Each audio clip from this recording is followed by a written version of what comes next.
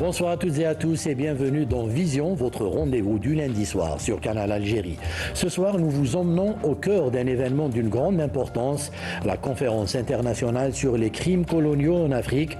Une conférence qui s'est tenue à Alger, qui a réuni chercheurs, historiens, juristes et acteurs de la mémoire collective. Dans un contexte où les nations africaines réaffirment leur quête de vérité, de justice et de réparation, cette conférence ouvre un espace inédit pour revisiter l'histoire, confronter les récits et interroger les responsabilités. Pourquoi cette conférence marque-t-elle un tournant? Quels enjeux pour l'Afrique et pour le monde? Et comment ces travaux peuvent-ils contribuer à une nouvelle lecture de notre mémoire commune? Autant de questions que nous allons explorer avec notre invité. Et nous avons le plaisir d'accueillir ce soir Dr Niaka Lagoké. Vous êtes maître de conférence en histoire et études panafricaines à Lincoln University de Pennsylvanie.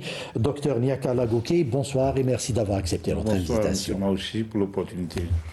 Alors, rappelons juste que le thème de cette conférence est vers la réparation des injustices historiques par la criminalisation du colonialisme et que cette conférence est une initiative du président algérien Majid Tebboune qui est à l'origine de cette initiative, donc, de concert avec l'Union africaine. Alors, pour commencer, une question toute simple, docteur Niaka Lagoké, pourquoi cette conférence maintenant?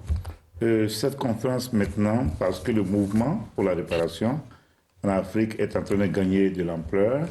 Et il était temps que les pays africains qui sont engagés dans le combat pour la réparation par le truchement du Ghana, la réparation pour les afro-descendants, il était temps que les pays africains demandent réparation pour les crimes de la colonisation de l'Algérie, qui a lancé la révolution en novembre 1954 et qui a dû utiliser de lutte armée et dont le combat a eu un impact sur la décolonisation de l'Afrique. Il était normal que cette Algérie assume le leadership pour demander réparation pour les crimes coloniaux. Alors, docteur, un des défis concernant cette question, c'est un peu la méconnaissance ou la minimisation de cette histoire. En tant qu'enseignant en études panafricaines, comment travaillez-vous pour rétablir cette vérité historique face aux récits dominants? Sachant que, comme on le dit, docteur, l'histoire est écrite par les vainqueurs. Oui, les Occidentaux ont écrit l'histoire, mais il y a beaucoup de documents qui existent, mais qui ne circulent pas et qui ne sont pas diffusés. Oui. Par exemple, je vais prendre l'exemple de la révolution algérienne. Combien de pays en Afrique étudient la révolution algérienne? C'est vrai. Donc, juste pour vous donner cet exemple. Oui. Donc, il y a des écrits qui existent, mais qu'il faut diffuser et qu'il faut vulgariser. Et naturellement, il y en a d'autres. C'est vrai que je fais l'histoire, mais il y a des grands éminents historiens qui ont écrit des livres qui sont là, mais qui sont peu connus et qui ne sont pas enseignés dans les établissements en Afrique. Donc il y a un grand travail à faire. Afin de vulgarisation d'abord, et puis de rectification historique. Et de communication, aussi. Et c'est pour ça que vous êtes là ce soir, docteur, et on vous remercie encore une fois. Alors cette conférence, docteur, s'inscrit dans un mouvement plus large, notamment après la résolution de l'Union africaine de 2021 sur les réparations. En quoi cette conférence d'Alger marque-t-elle une étape concrète et nouvelle dans ce combat? Le premier élément à savoir, c'est qu'il y a plusieurs initiatives sur le continent africain au niveau des États sous le leadership de l'Union africaine. Le Togo organise le 9e congrès panafricain. Le Kenya est le champion pour la justice climatique. Le Ghana pour la réparation pour les peuples afrodescendants. Et l'Algérie pour la réparation pour les crimes coloniaux.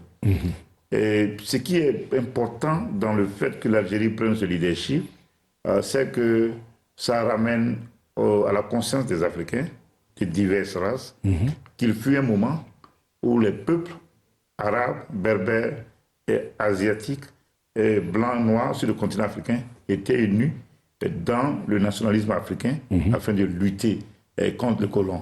Et aujourd'hui, c'est ce même mouvement que nous sommes en train de voir, et ça nous rappelle la fameuse conférence de tous les peuples africains en 1958 au Ghana, où tous les peuples étaient unis et pendant cette conférence, la question algérienne était au cœur des débats.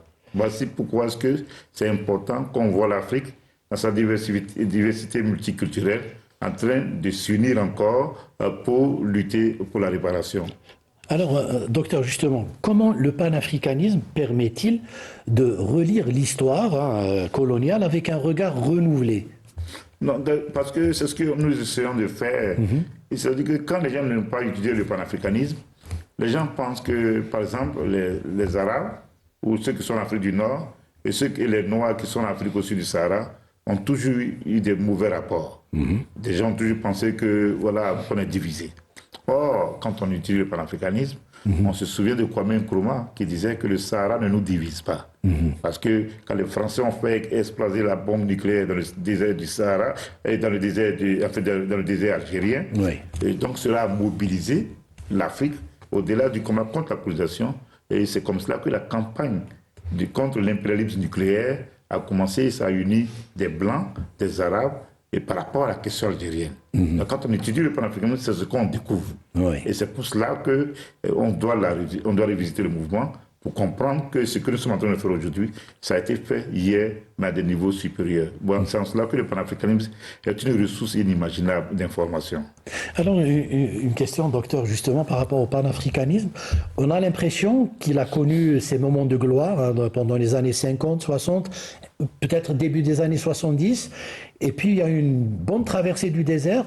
Et là, on a l'impression que le panafricanisme renaît de ses cendres, si vous me permettez cette expression. Oui, la théorie que j'utilise, j'appelle ça la théorie des vagues. Oui. À un moment donné, le panafricanisme connaît un moment épique, un moment de pic, et puis après un moment descendant, un moment d'hibernation. Oui. Et donc, les années 50 ont constitué l'âge d'or du panafricanisme sur le continent africain, avec la conférence des États africains indépendants en avril 1958 au Ghana, avec la conférence de tous les peuples africains en décembre au Ghana, sous le leadership de Kwame Nkrumah, aidé en cela par Georges Padmore. Et je vous ai tout à l'heure parlé de la question algérienne qui était au cœur, comme la question de l'apartheid. Quand il y a eu les moments des indépendances, les Occidentaux, et puis les contradictions internes entre les pays africains, ont amené le panafricanisme à entrer en hibernation, avec l'élimination de plusieurs leaders. Kwame Nkrumah a été renversé en 1966, Ahmed Ben Bella est parti, et puis Lumumba a été assassiné, Sylvanus Olympio du Togo a été assassiné en 1963, Malcolm X en 1965, et puis Mandela en prison en 1964, et donc le mouvement est rentré en hibernation. Il y a eu le mouvement de la décolonisation qui a continué, et puis après, c'est une tentative de décapiter un peu le mouvement. Et le mouvement a commencé à renaître. On va sauter la partie de Kadhafi, de Sankara et de Rawlings pour parler du mouvement aujourd'hui. Et la question fondamentale, c'est la question de la souveraineté économique et politique africaine. Surtout, oui. Surtout. Alors, le terme de crimes coloniaux, c'est vrai qu'il est un peu large, il est fort, mais il est un peu large. Comment la conférence d'Alger cherche-t-elle à définir et circonscrire ces crimes? Quand on parle des crimes coloniaux, c'est un terme multidimensionnel. Il ne s'agit pas seulement de parler des atrocités, et qu'il y en a eu. En Algérie, vous en avez, on ne peut même pas imaginer. Tout à fait. Voilà, pendant 130 ans de colonisation. Il y a par exemple le massacre du camp de Tiaroy au Sénégal. Il y a les Nama et les Herero en Namibie. Ce qui s'est passé à Madagascar et dans bien d'autres parties en Afrique. Il ne faut pas oublier les Bamileke au Cameroun. Donc ça, c'est l'aspect atrocité. Mais il y a aussi d'autres éléments. L'exploitation des terres, la pollution, la destruction de l'environnement, et le vol des objets culturels. Des biens culturels. Donc c'est tous ces éléments-là, quand on parle des crimes coloniaux. Alors, est-ce qu'il existe aujourd'hui un consensus juridique international par rapport à cette question de crimes coloniaux, à cette qualification de crimes coloniaux? C'est récemment que les pays africains ont décidé de reconnaître le colonialisme comme un génocide, comme un crime contre l'humanité. Oui, on avait déjà entendu parler de ça à la déclaration de Durban, à la conférence de Durban en 2001 en Afrique du Sud, mais les Occidentaux n'ont pas encore accepté l'idée, et c'est pour cela que l'affaire n'est pas encore présentée devant les tribunaux internationaux comme il se doit. Alors, vous venez de parler de l'exemple algérien, l'Algérie avec son histoire de résistance et les atrocités qu'elle a subies. Comment cette expérience algérienne éclaire-t-elle les débats lors de cette conférence, docteur? Oui, d'abord on est en Algérie, et puis l'Algérie a eu un impact important sur la décolonisation. Si je peux me permettre de parler rapidement de la conférence de 58, le Kwame Nkrumah n'est pas mort, et même l'ANC de Mandela, même si Mandela n'était pas à la conférence, eux tous parlaient de la question de la non-violence. Et Frantz Fanon je crois que c'est Shawki Mostafi ou Ahmed Boumedienne qui étaient à la conférence, qui ont décidé, avec Fouad Galal de l'Égypte, ont voulu que les pays colonisés aient le droit d'utiliser la violence. Donc ça a changé la trajectoire.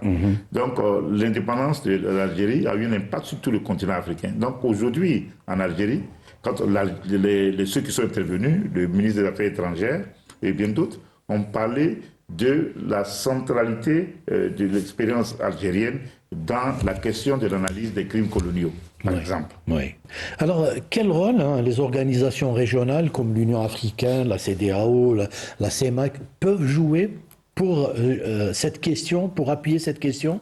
Bon, quand on parle de réparation, et comme tout à l'heure on a parlé de la conférence de tous les peuples africains, c'est seulement dans l'unité.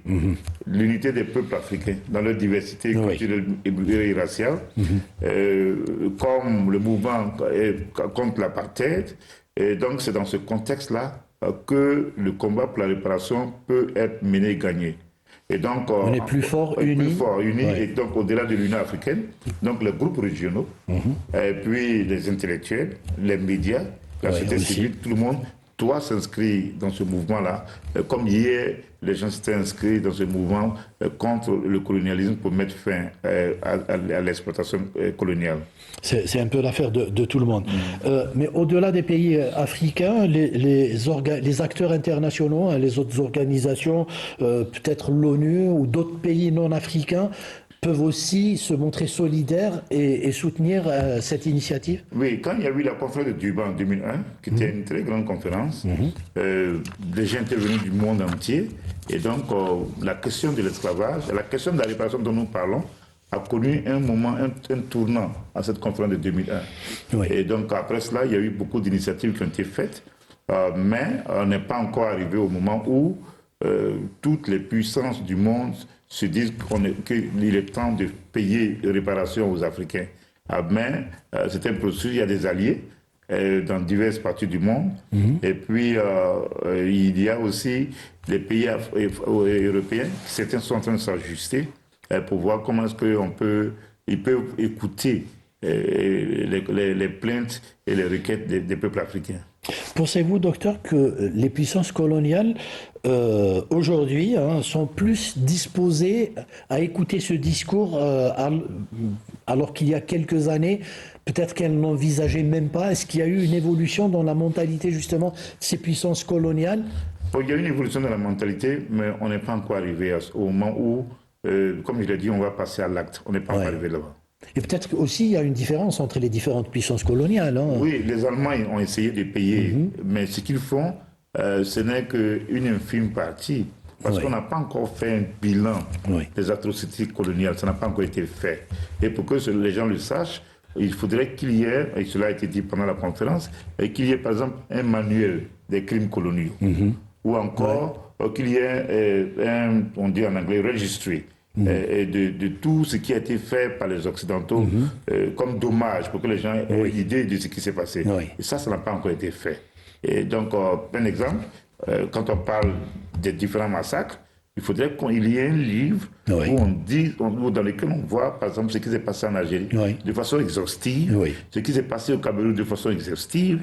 Tout soit répertorié et accessible, justement. Et donc, de la même façon, les Occidentaux nous font payer aux gens, aux descendants de ceux qui ont connu des crimes.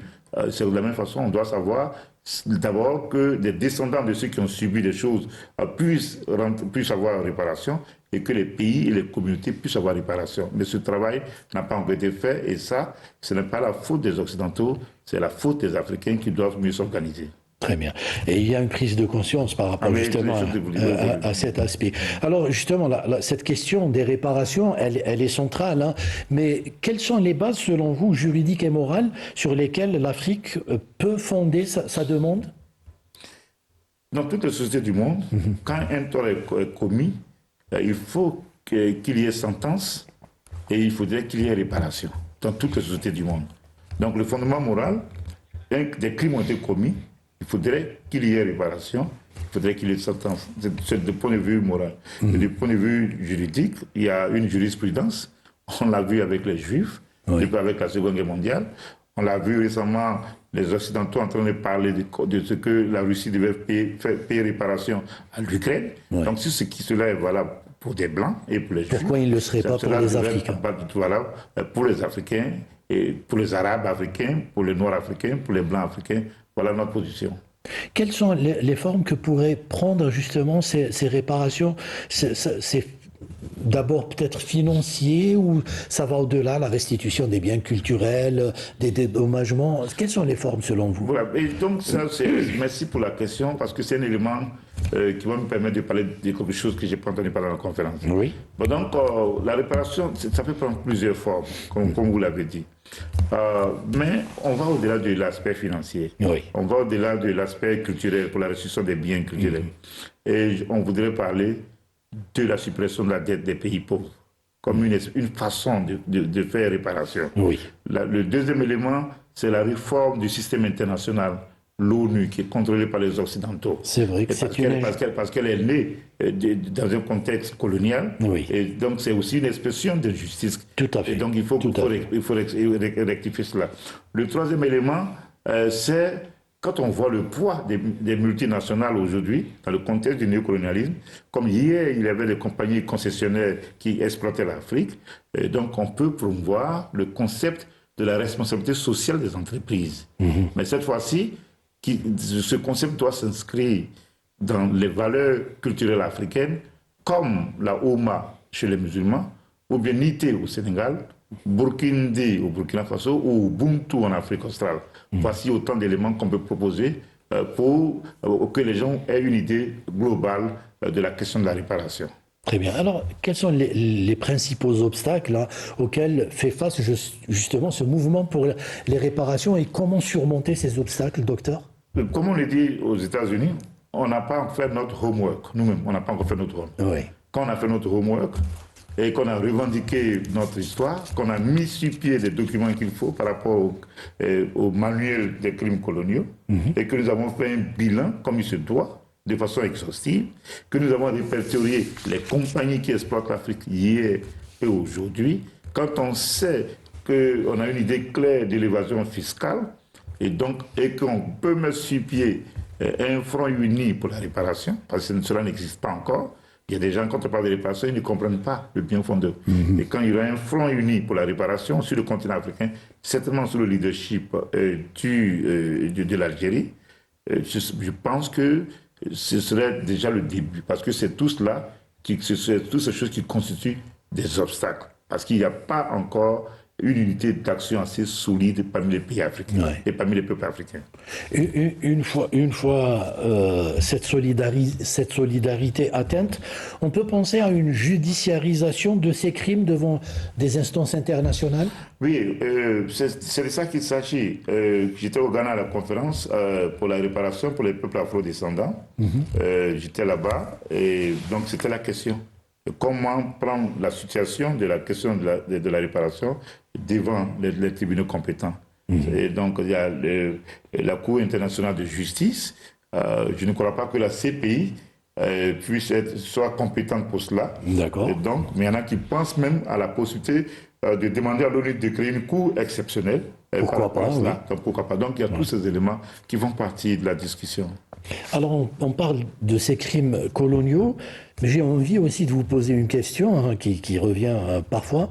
C'est cette résurgence de formes néocoloniales, notamment peut-être sur le plan économique. On est en train de vivre un colonialisme d'une autre nature. Non, je ne dirais pas une résurgence. Ouais. Et là, je retourne à la fameuse conférence de tous les peuples africains. De 58, 60 en Tunisie, 58 au Ghana, 60 en Tunisie, 61 en Égypte.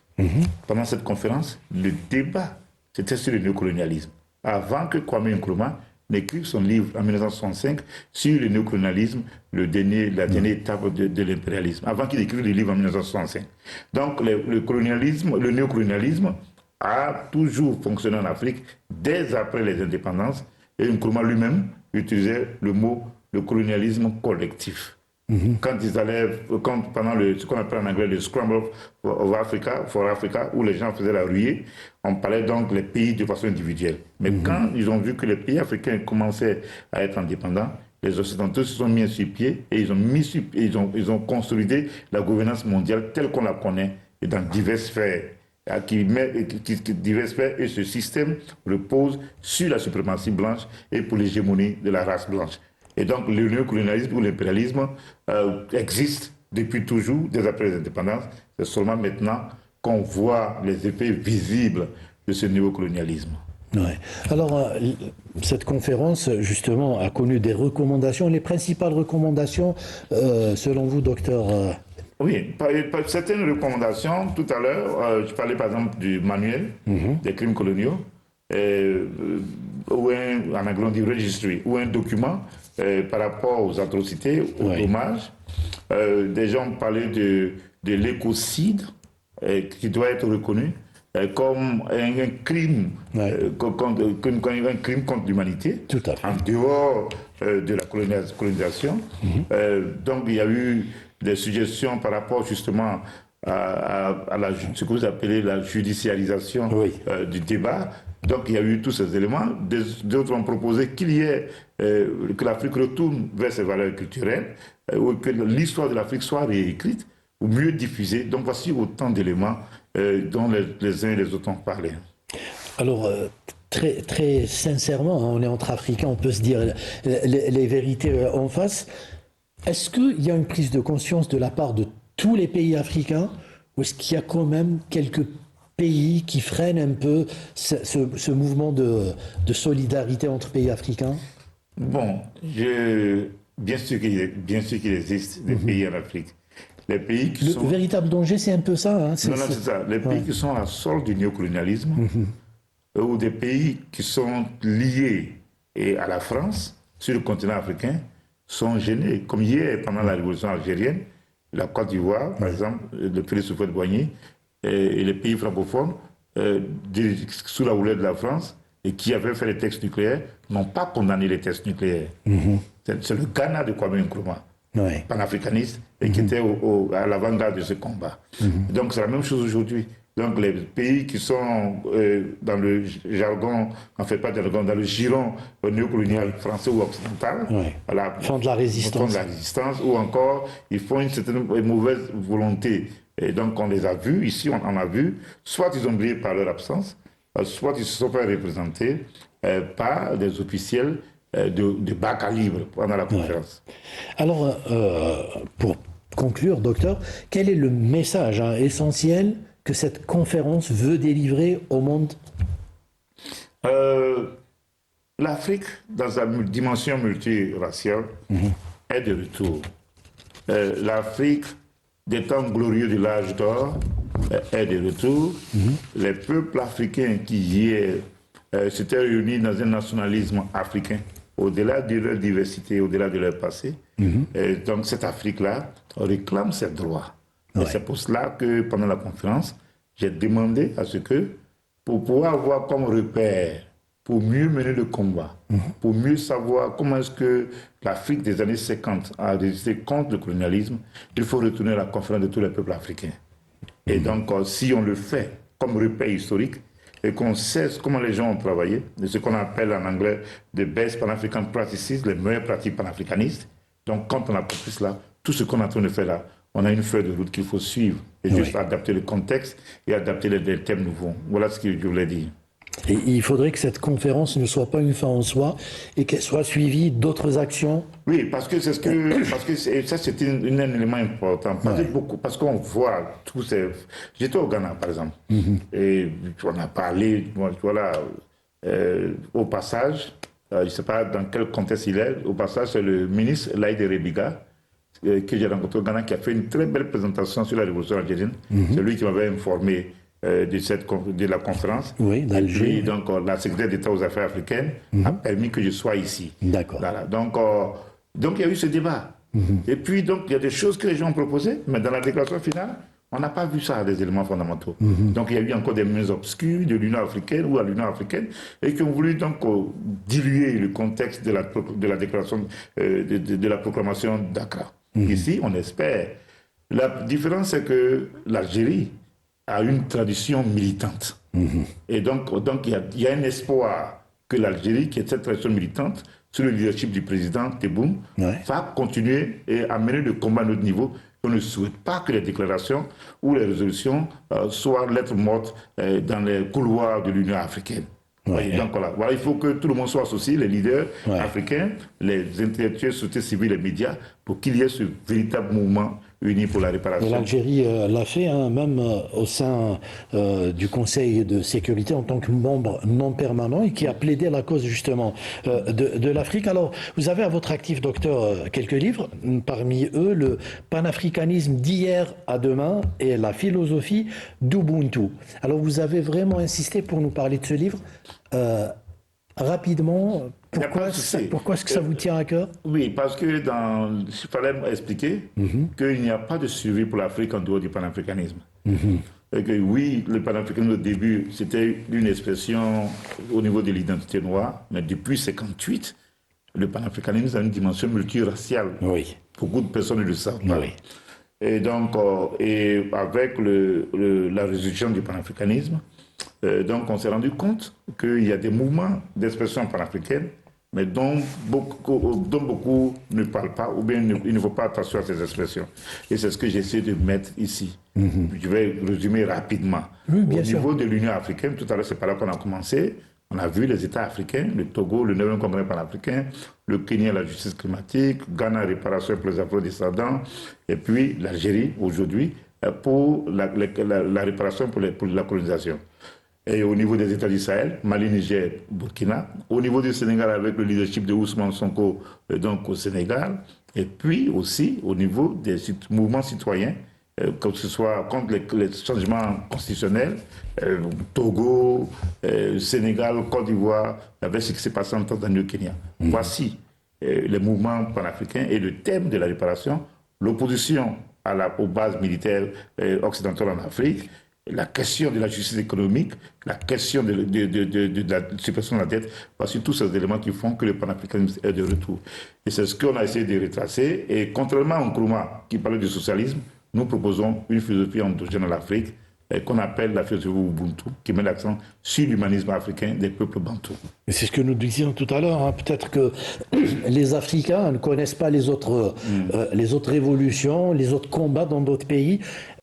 La télévision peut le faire à travers des émissions comme la nôtre, mais le livre aussi peut contribuer justement. Donc, je vous recommande vivement le livre de Dr Niaka Lagoké, Le panafricanisme d'hier à demain et la philosophie d'Ubuntu.